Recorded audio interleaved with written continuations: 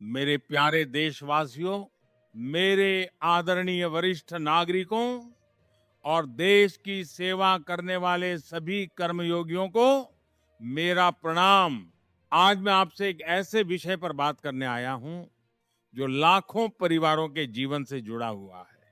ये विषय है हमारे पेंशन भोगी साथियों की सुरक्षा, सम्मान और उनके भविष्य की चिंता का।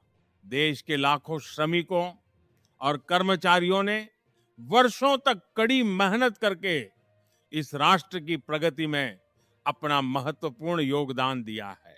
जब वही लोग सेवा से निवृत्त होते हैं तो उनका सम्मान और उनका सुरक्षित भविष्य सुनिश्चित करना हम सबकी जिम्मेदारी बन जाती है। इसी संदर्भ में आज एक महत्वपूर्ण चर्चा पूरे देश में हो रही है। ईपीएस 95 पेंशन योजना के अंतर्गत न्यूनतम पेंशन को बढ़ाने की मांग लगातार सामने आ रही है।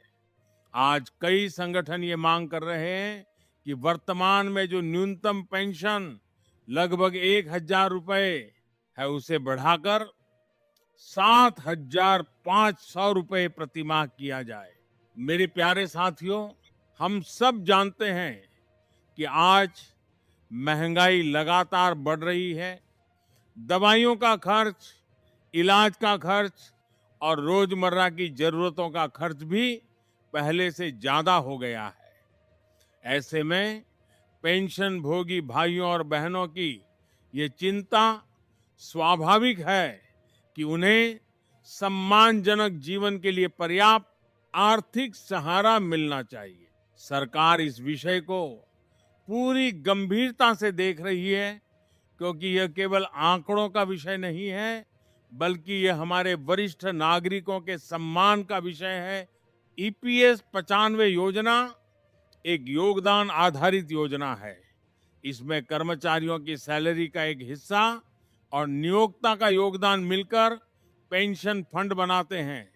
सरकार भी इस फंड में अपना योगदान देती है ताकि भविष्य में पेंशन का भुगतान नियमित रूप से होता रहे। इसलिए पेंशन बढ़ाने से पहले इस पूरे फंड की वित्तीय स्थिति का विस्तृत अध्ययन किया जाता है, ताकि आज लिया गया फैसला आने वाले वर्षों में भी सभी पेंशन भोगियों के हितों की रक्षा कर सके। साथियों, एक और महत्वपूर्ण विषय इस समय चर्चा में है, वह है वेतन सीमा को बढ़ाने का प्रस्ताव। यदि भविष्य में वेतन सीमा बढ़ाई जाती है तो आने वाले समय में कर्मचारियों की पेंशन की गणना अधिक वेतन के आधार पर हो सकेगी। इससे भविष्य में कई लोगों को अधिक पेंशन मिलने की संभावना भी बढ़ सकती है। हालांकि अभी तक न्यूनतम पेंशन को 7,500 रुपए करने को लेकर कोई अंतिम आधिकारिक घोषणा नहीं की गई है। इसलिए सभी पेंशन भोगी साथियों से मेरा निवेदन है कि वे किसी भी अफवाह पर विश्वास न करें और केवल आधिकारिक जानकारी पर ही भरोसा रखें। मेरे प्यारे देशवासियों, अब मैं आपको एक और महत्वपूर्ण निर्णय के बारे में बताना चाहता हूं। आज के समय में महंगाई आम लोगों के जीवन को प्रभावित कर रही है।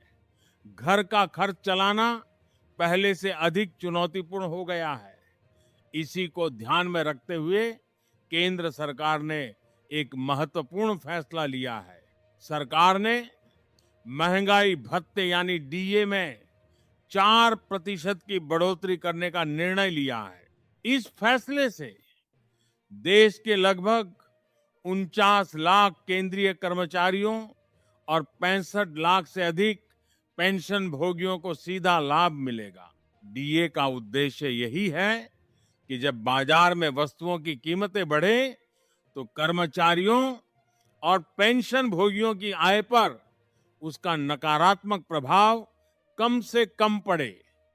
यही कारण है कि साल में 2 बार डीए की समीक्षा की जाती है, जनवरी और जुलाई में। ये निर्णय लाखों परिवारों के जीवन में आर्थिक राहत लेकर आएगा।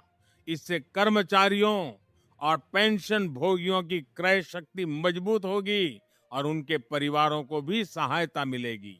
मेरे प्यारे देशवासियों, हमारी सरकार का संकल्प है देश के हर कर्मचारी का सम्मान, हर पेंशन भोगी की सुरक्षा और हर परिवार की आर्थिक मजबूती। हम लगातार ऐसे निर्णय लेते रहेंगे जो देश के मेहनतकश लोगों के जीवन को बेहतर बना सके।